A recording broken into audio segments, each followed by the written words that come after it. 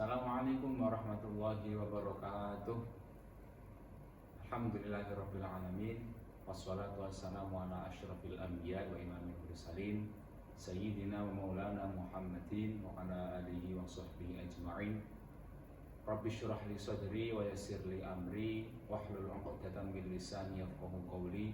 Subhanaka la ilma lana illa ma 'allamtana innaka antal azizul hakim. Oke, perkenalkan kami di sini dari kelompok 3 mata kuliah Ulumul Quran ingin menyampaikan presentasi hasil dari diskusi kami tentang materi Al-Quran Makkiyah dan Madaniyah serta bersamaan dengan ciri khususnya. Pengertian secara singkat Al-Quran Makkiyah ialah Al-Quran yang diturunkan atau ayat yang diturunkan kepada Rasulullah SAW sebelum hijrah. Itu disebut dengan Al-Quran Makkiyah. Kemudian Al-Quran Madaniyah adalah Al-Quran atau ayat yang diturunkan oleh Allah Subhanahu wa Ta'ala kepada Rasulullah Muhammad SAW setelah beliau hijrah. Itu dinamakan sebagai Al-Quran Madaniyah. Itu adalah pengertian secara singkat dari Al-Quran Makkiyah dan Madaniyah. Kemudian kita melanjut ke pengertian. Ini jadi Al-Quran Makkiyah Madaniyah. Cara membedakan yang mana bagian Makkiyah dan mana bagian Madaniyah ialah dengan memperhatikan yang pertama adalah segi waktu turun dari ayat tersebut.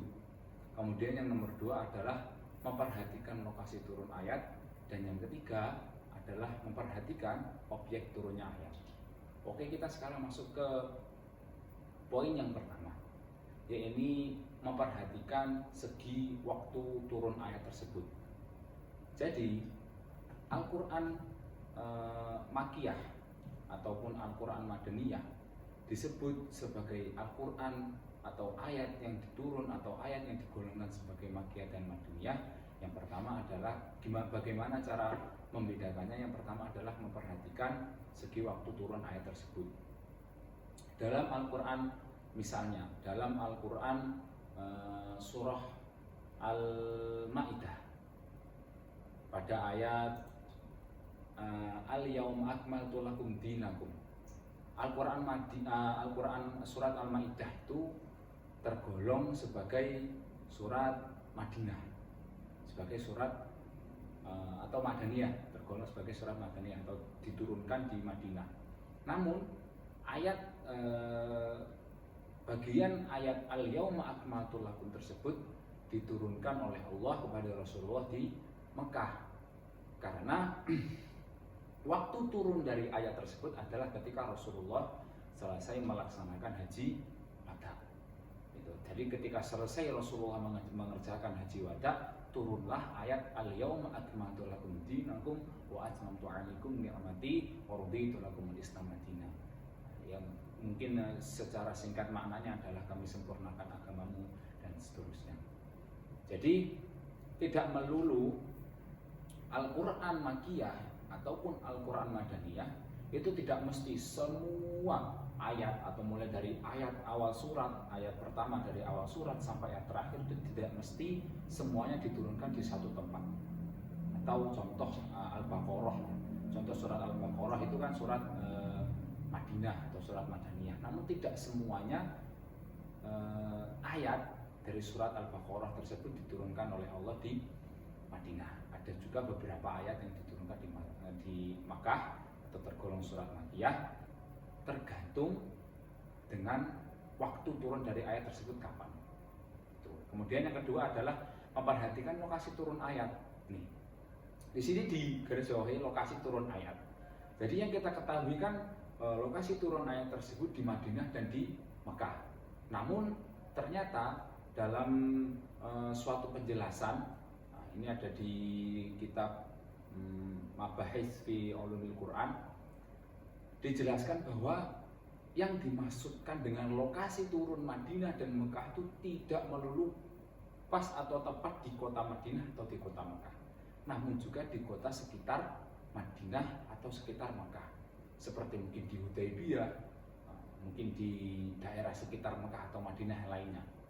Contoh pun ada beberapa surat yang diturunkan oleh Allah di perjalanan, ketika Rasulullah sedang dalam perjalanan. Contohnya seperti surat Al-Fatah, itu adalah contoh surat yang diturunkan oleh Allah ketika Rasulullah sedang dalam perjalanan. Kemudian ada juga surat yang diturunkan kepada Rasulullah ketika Rasulullah berada di Tabuk. Ayat yang diturunkan kepada Rasulullah ketika Rasulullah berada di Tabuk. Nah, itu ayat dari surat At-Taubah, lau kana aradun qarib wa syafrun qasidal tabauka walakin ba'atat alaihim syuqah ila akhirih. Itu adalah satu ayat dari surat At-Taubah yang diturunkan oleh Allah ketika Rasulullah sedang berada di Tabuk.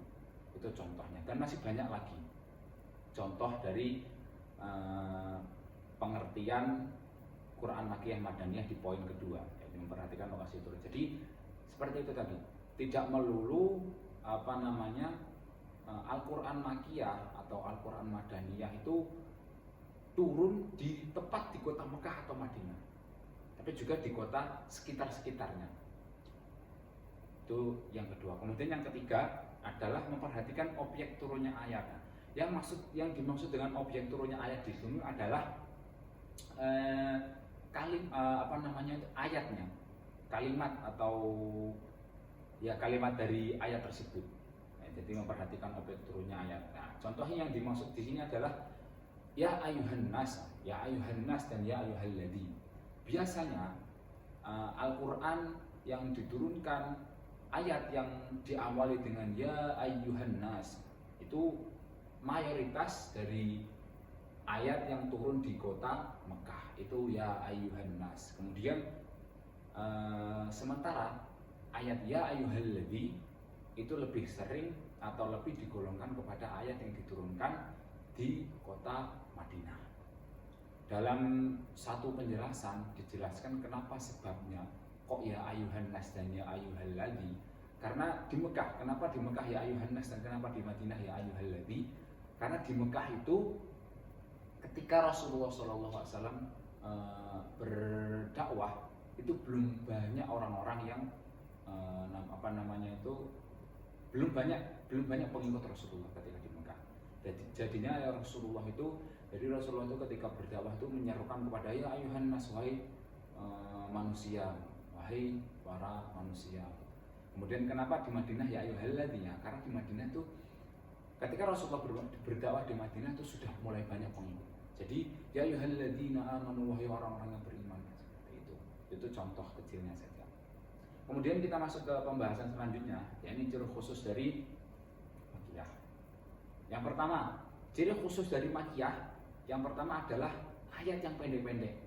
Nah, ini ayat yang pendek-pendek itu kebanyakan kita kenal di juz 30. Banyak ya, qul huwallahu ahad, Allahus samad, dan surat Al-Falaq, surat An-Naba mungkin. Itu adalah contoh ayat-ayat pendek dari surat yang tergolong ke dalam golongan surat Makkiyah. Kemudian Fawatih As-Suwar ini disebut juga sebagai pembuka surat. Contohnya seperti huruf muqatta'ah. Itu adalah contoh dari Fawatih As-Suwar. Seperti contohnya tuh Toha, Toto, Simim, Kaf, Ha, Ya, Ain, Shad. Kemudian ada Alif Lam Mim, Hamim, Alif Lam Ra, Alif Lam Shad. Itu adalah contoh dari Fawatih As-Suwar.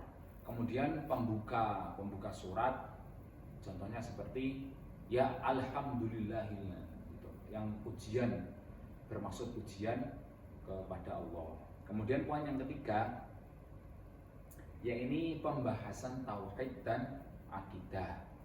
Nah, ini adalah pembahasan tauhid dan akidah. Itu adalah termasuk ke dalam golongan surat yang digolongkan surat Makkiyah.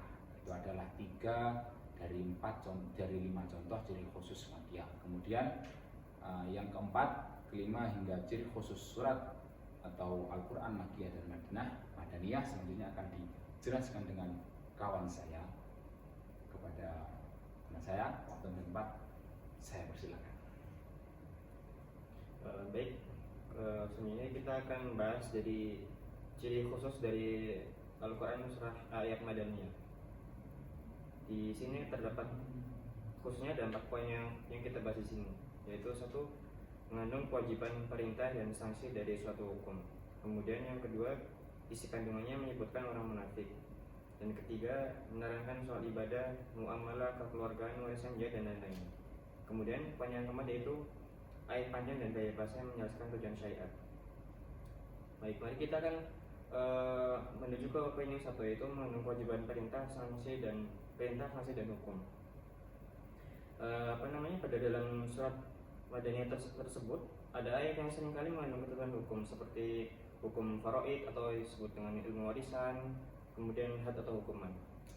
Seperti dijelaskan pada Al-Baqarah ayat 180 yang membahas tentang wasiat, yang artinya diwajibkan atas kamu apabila seseorang di antara kamu kedatangan tanda-tanda maut, jika ia meninggalkan harta yang banyak, berwasiat untuk ibu, bapak dan karib kerabatnya secara ma'ruf.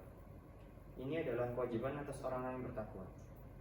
Dan kemudian isi kandungnya menyebutkan orang-orang munafik. Pada orang munafik ini sepertinya lebih condong pada pembahasan tentang hukum bagi pezina. Sebagai contoh sendiri pada pada surat An-Nur ayat kedua yang menjelaskan tentang hukuman bagi pezina, yang artinya perempuan yang berzina dan laki-laki yang berzina, maka deralah tiap-tiap seorang dari keduanya 100 kali dera. Kemudian menerangkan soal ibadah atau ubudiyah, muamalah, kekeluargaan, warisan jihad dan lain-lain.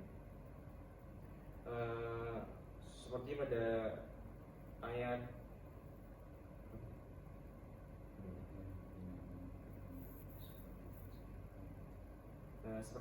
surat Al-Maidah ayat kedua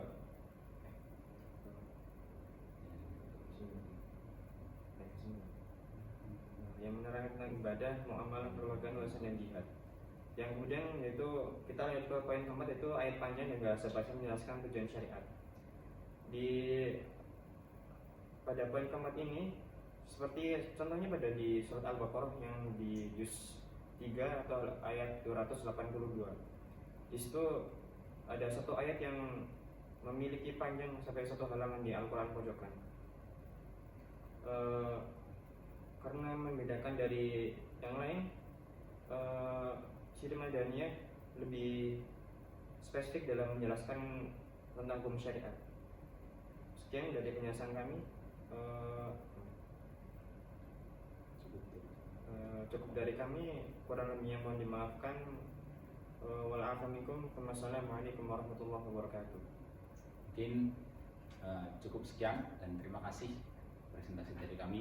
Bila mana terdapat kesalahan tutur kata dan kurangnya materi, kurangnya penjelasan yang lebih mendetail, kami dari kelompok 3 dari presentasi Ulumul Quran, saya Muhammad Haris Aliuddin dan rekan saya David Maulana Fariski, memohon maaf yang sebesar-besarnya dan mohon undur diri. Sekian dari kami, billahi taufiq wal hidayah wal ridha wal inayah. Ihdinas siratal mustaqim. Wassalamualaikum warahmatullahi wabarakatuh.